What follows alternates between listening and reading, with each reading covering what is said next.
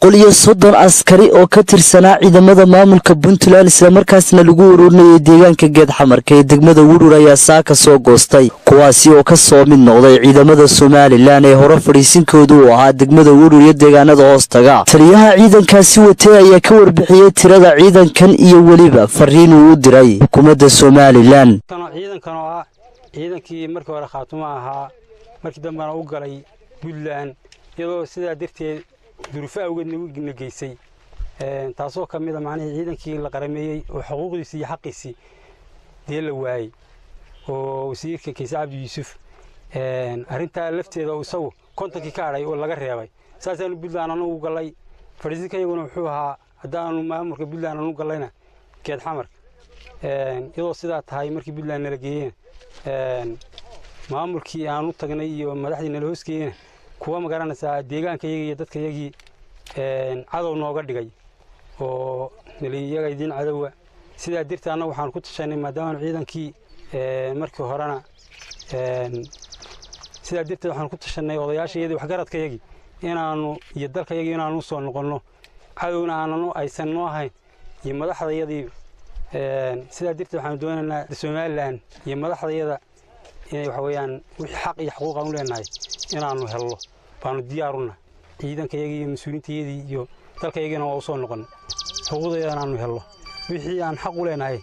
haddii gaadiid tahay iyo haddii mushaahar tahay iyo haddii xuquuq tahay inaanu helaan Puntland waan ku soo hongoonay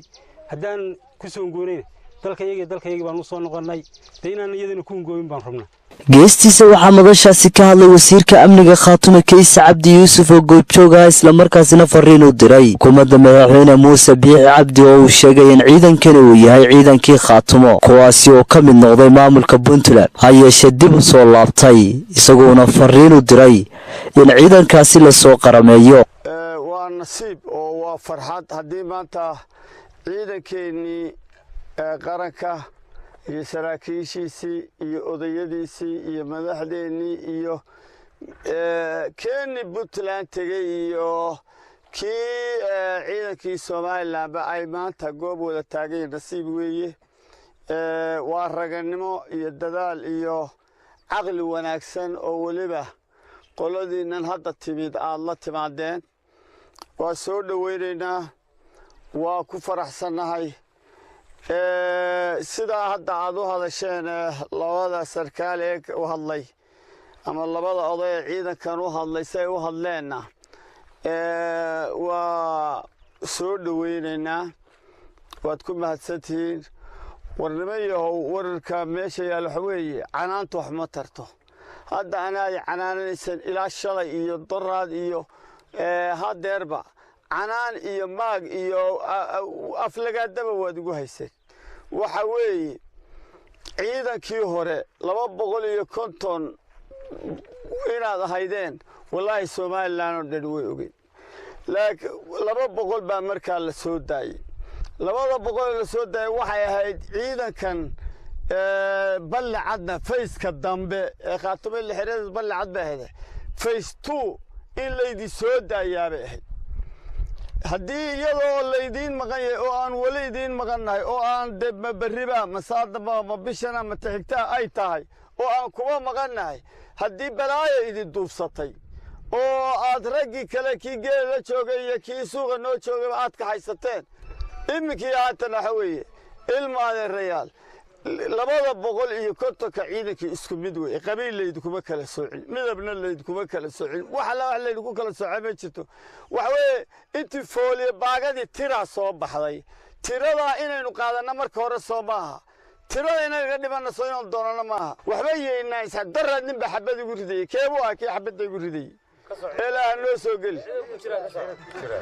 dadka war xuma tashiilku ma wanaagsana dadka la isku dhuftana ma wanaagsana waxa weeye war xaqiini waad helaysaan shalay Khaatumo ragaygii aan ugu jeclaa ee madaxda ahaa Maxamed Waligii waa kan waligii ragaygii waa ayaan wada marin saraakiishayda kow ma reebin fooliye baagadii baa intii markaa taagnayd labada baan ka foor yeelay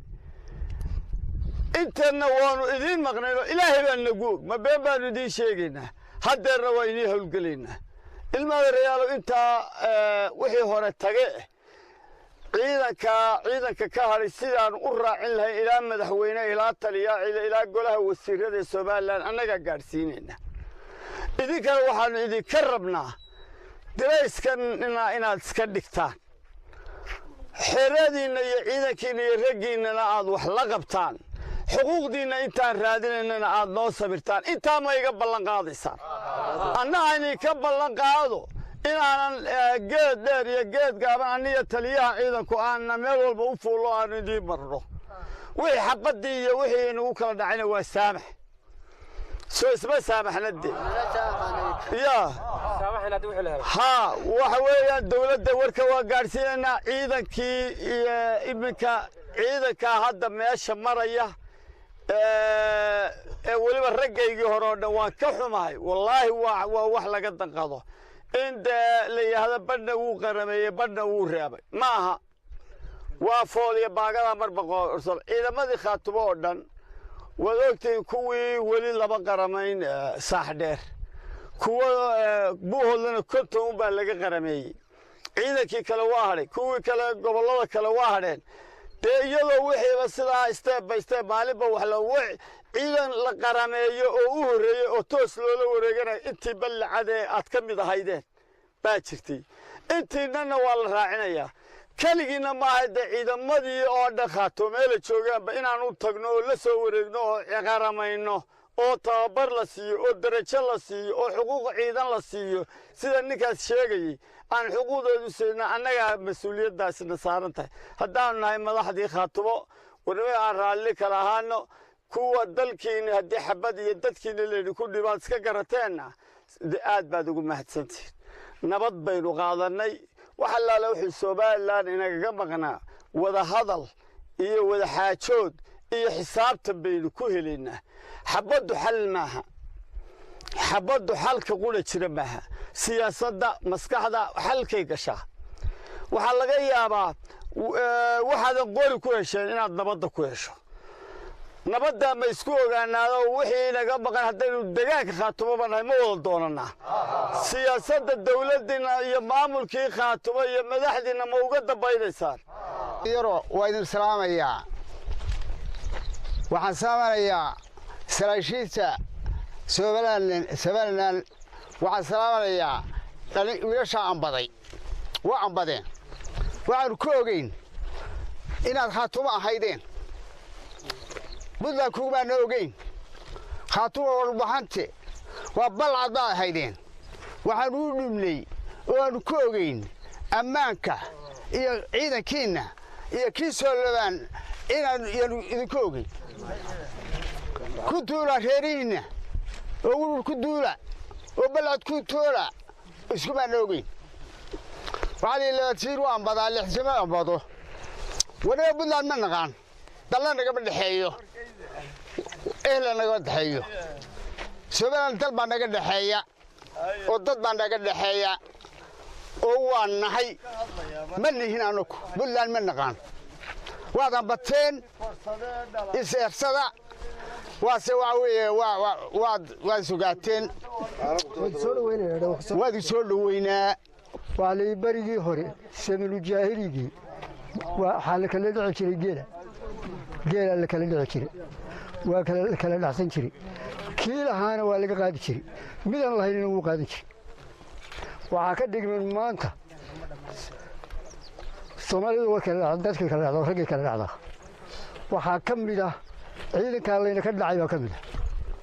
waa ka daba tagnay sida caadigu ahaa barigii hore waan soo dhacsanay maanta gacantaynu ku jira alxamdulillaah rabbil caalamiin waxaan aad aan ugu alla bariyay oo soo dhaweeyna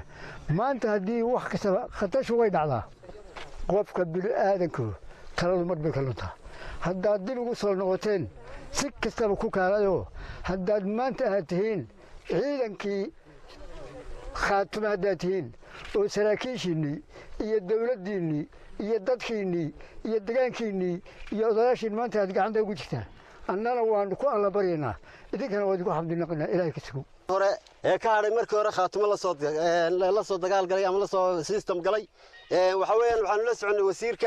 wasiirka ciidankii 250 ka ahaa konton baa ka hadhay kontonkii ka hadhayna waxaa weeyaan waxaan noqonay kontonka ayay ka hadhay inaan wax qanama inaanan helin waxaa weeyaan tafaasiskii iyo wixii aan la soo galay iyo siistamaadkaygina waxaa weeyaan wasiirka laftiisa waana dayaca oo khalad badan baa waxaa weeyaan halkaa aanu ka tirsanaynay markii dambena waanu tagnay waxaa weeyaan Puntland baanu tagnay oo Puntland baanu noqonnay haddii aan noqonno meesha aanu ka wareegnayna waxaa weeyaan Puntland waxay nagu hubayso annaga nagu hubaysa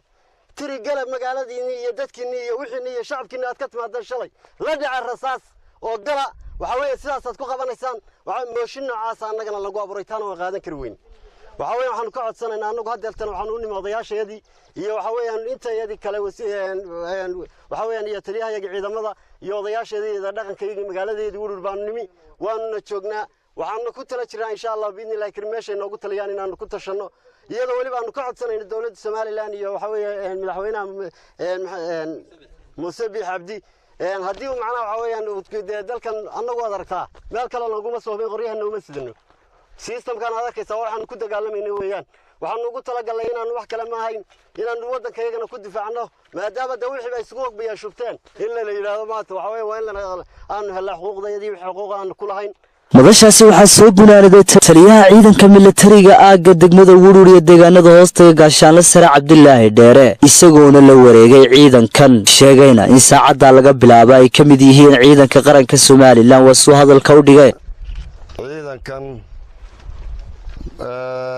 soo noqday markii horena cadhada ugu tagay bahashii Buntland qaramayntii hore ka hankaagay